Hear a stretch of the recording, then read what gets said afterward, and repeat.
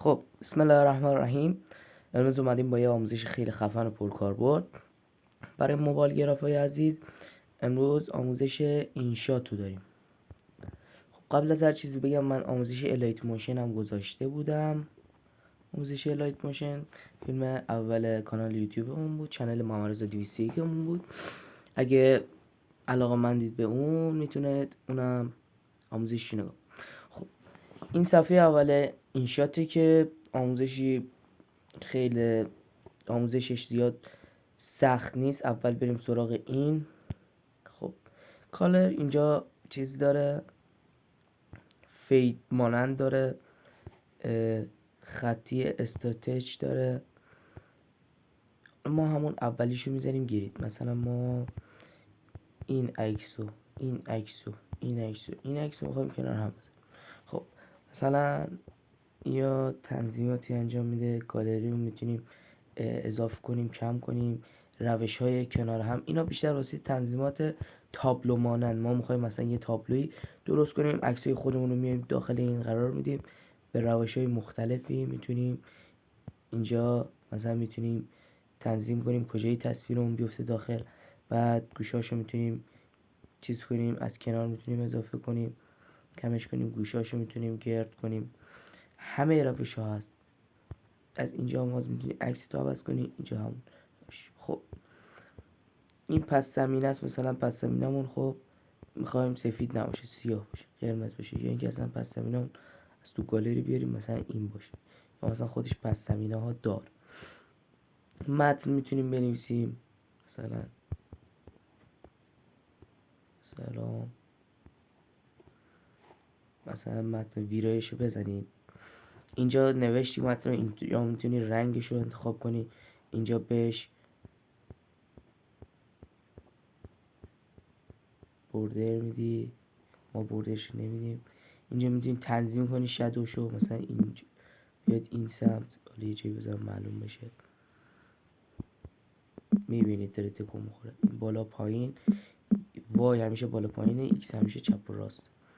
اینجا میتونیم محویشو انتخاب کنیم، اینجا میتونیم شدت چیزش انتخاب کنیم. خب گلو هم میتونی بهش نئون بدی، یا اینا میتونی بهش باکس بدی، باکس پشتشو میگن نئون. میذاریم روی این. اینجا میتونی، اینم اوپاسیتی. خب حالا بخوایم فونتش عوض کنیم. این فونت بهمن بود، میذاریم مثلا فونت های مختلف. بعد بعضی میپرسن چطوری فونت ها رو اضافه کنیم. از این سه تا کنار تنظیمات و این وسطی انتخاب میکنیم، میره داخل فایلات. مثلا این فونت بهمن من روش بزنی میاره فونت بهمن. بعد اضافه میکنی، بزنی یه دونه مثلا نگهداری بزنی، سلکت رو بزنی میاره واسه.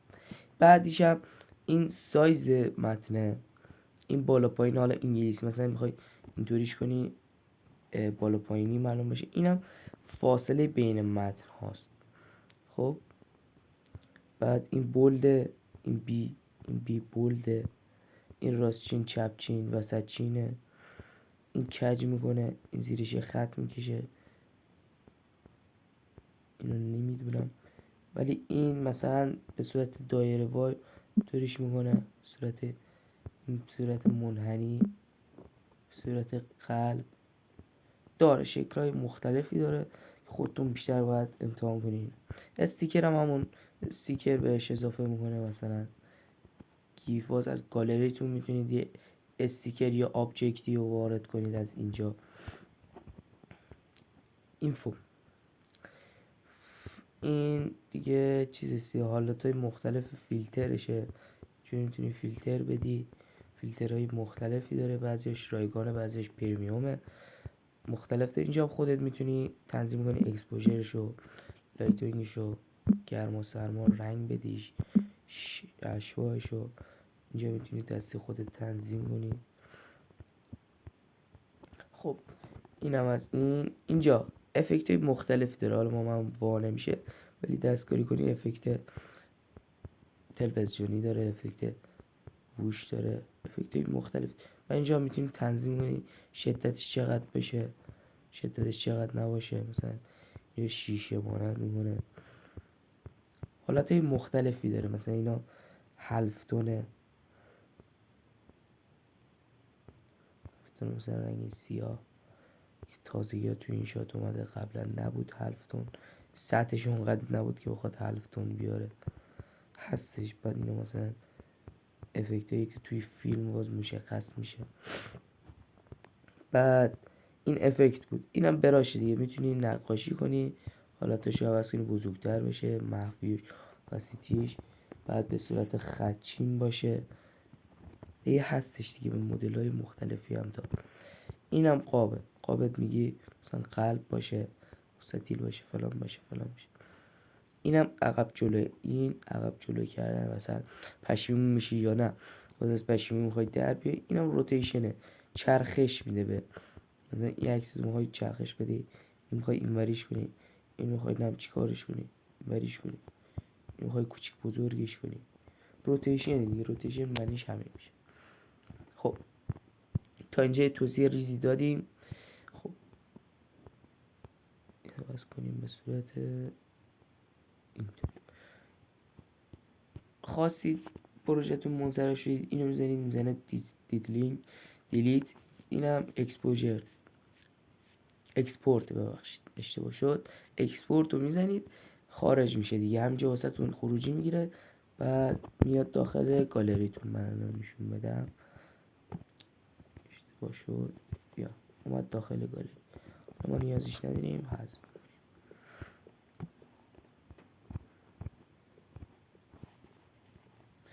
اینو توضیح دادم. حالا فوتو هم زیاد چیز پر اهمیتی نداره. مای عکس اینجا بومشه، مثلا میتونی میگی مال اینستاگرام باشه، مال نم یوتیوب میخواد باشه، مال 3x4 داره، مال فیسبوک داره، مال همه چی داره. خب خودت هم میتونی دستی تنظیم کنی. بعد از اینکه تنظیم کردی، ما رو میذاریم روی فیت، تیکشم. فیلتر هم که توضیح دادم بهتون، اینجا هم دستی تنظیم میکنی. اینم افکتاش بود، افکتای مختلفی میفت. این تقسیم بر چند تاش میمونه، این وری میمونه گلاس شیشه ای میاره فلان، اینا هستش. اینو برگردم. خب پس زمینم که بهتون گفتم، استیکر گفتم، متنم گفتم. پاک کن، میتونید پاک کنی، مثلا یک به صورت هوش مصنوعی وار میتونی یه سوژه رو، البته رو براش، سوژه رو اینطوری انتخابش کنی، پاکش کنی. اینترنت ندارم بگنه بهتون، یه چیز پر اهمیتی نیست. اشتی هم کیفیت عکستون رو میاره بالا. بعد اینترنت داشته باشیم. اینم که براش بود، این پرکار بوده. بذارید الان یه چیزی واسهتون بیارم.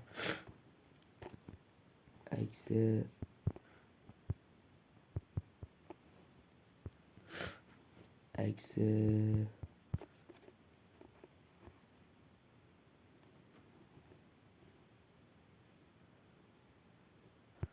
مثلا راکی، عکسشو میارم، اینو میزنیم به صورت خودکار، خودش میتونه چیز کنه. باید نت داشته باشین که من نت ندارم متاسفانه، ولی حالا آموزش بعدی بهتون یاد میدم. پی عکس اضافه کنیم. مثلا ما میخوایم یه عکسی اضافه کنیم، اشتباه شد شخصیه، مثلا یه عکسی میخوایم انتخاب کنیم، اینجا میاریم پی مثلا فیتش میکنیم، اینجا بهش همون فیلتر رو میدیم، مسکش میکنیم، مثلا به صورت اینطوری شادو بهش میدیم، گوشه هاشو نرم میکنیم، بیشتر میکنیم، شادو میدیم، حالت مختلفی داره. بعد این موداشه، مثلا یه تکسچر میندازیم روی ویدیو یا عکسمون، مثلا اینطوری تکسچرمون بزرگ میشیم، تبدیل میشه به تکسچر. حالت های مختلفی داره. خب بعد اینجا دیلیت اینجا این میتونید با تصویر دیگه با همون روشی که استفاده کردیم، مثلا من میتونم اینو عوض کنم، میارم مثلا روی این عوض. کراپ میتونی عکس تو برش بزنی، ادیتش هم میتونی بکنی، تبدیل مثلا این ور اون ورش کنی. یه کپی میتونی دوپلیکیت از همون جور با همون تنظیمات یه کپی بگیری ازش، حالت مختلف. خب اینم کراپ که توضیح دادم، مثلا کراپ عکس اصلیمون رو میتونیم چیز کنیم، ادیت کنیم. مثلا اینم قاب عکسمون بود، اینم روتیشن. بهتون همه رو گفتم. خب اکسپورتش هم میکنی دیگه، میاد ویدیو. حالت ویدیو میزنیم. این عکس بود، این حالت تابلو مانند، این هم حالت ویدیو مانند. میزنیم روش ویدیو اضافه کنیم. مثلا میتونیم راحت ویدیو اضافه کنیم که مثلا من اینو انتخاب میکنم. خب مثلا اینجا ادیت های مختلفی داری. صوت میتونی یک صوتی از توی مثلا چیزت پیدا کنی بذاری زیرش.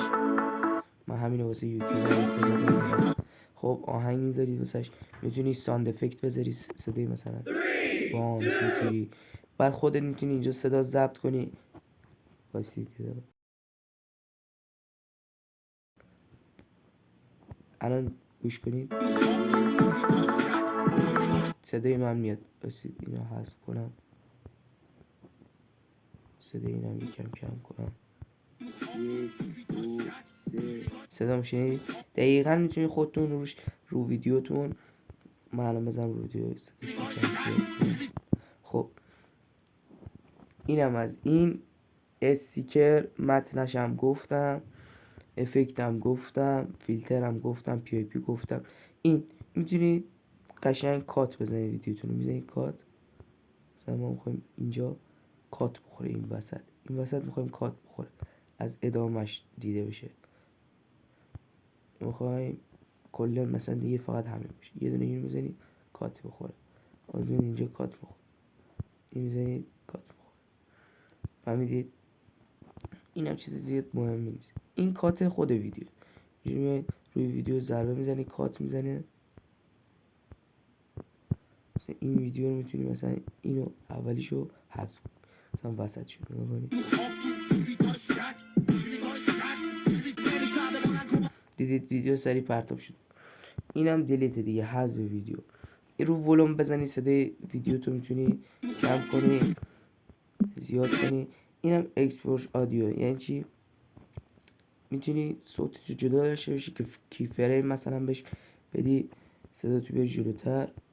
مثلا اینجا رو کم کنی، یهو صدا نیاد داخل تصویر.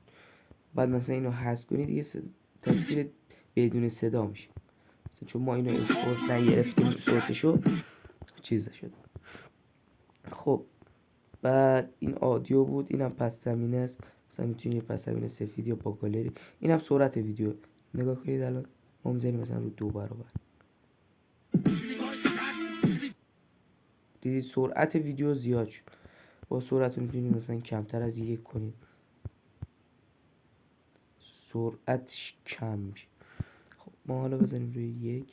اینطوری میتونیم مثل حرفه‌ای ها هم سرعت بدیم. مثلا میاد اینجا یک دفعه سری میشه و کم میشه. فهمیدید؟ این ماسه مثلا ماشین و ادیتای ماشین. این انیمیشن ورود و خروجه. انیمیشن مختلف داره. وقتی ورود میکنه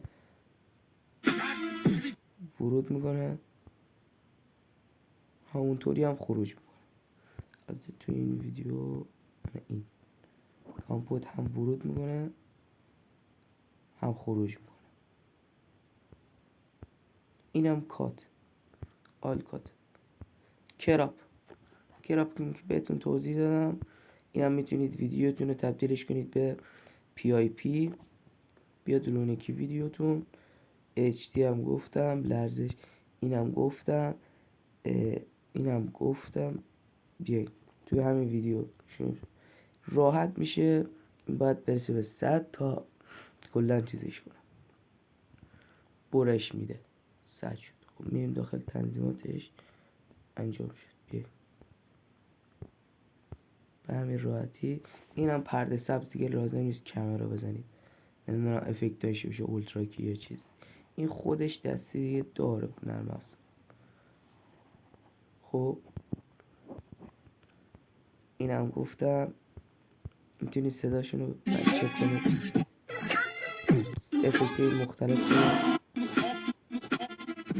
میتونید افکت مختلف بذارید. منجمد شدن از یه جایی بعد مثلا داره پخش میشه یک دفعه منجمد میشه. نگاه کنید این عکس دیگه منجمد شد، یعنی یه تبدیل به تصویر شد. اینم ویدیو رو برعکسش میکنه از عقب. اینم کیفریم مثلا دادی، مثلا اینجا کیفریم دادی که این بیاد اینجا، بعد کیفریم میدی این بیاد این بعد میای داخل این سرعتش مشخص میکنی اینطوری بیاد، آبجکت چجوری بیاد. خیلی راحت میتونید ادیتای خیلی مختلف با این شات بزنید، خیلی حرفه‌ای. خب آموزش ما تمام میشه دیگه، خیلی توضیح بهتون ندم. اکسپورتش هم میتونید از اینجا انجام بدید. اینجا میتونید پروژهتون رو نگه دارید و بعداً بیایید دوباره بازوشن. لایک فراموش نشه، زحمت کشیدم خیلی، یعنی زحمتی که میکشم و حداقل با یه لایک و یه کامنت و یه سابسکرایب جایتون بر نمیخوره انجام بدید. تا آموزش بعدی، آموزش متن نگار پیکسارت، آموزش دیگه میمونده. آقا یا علی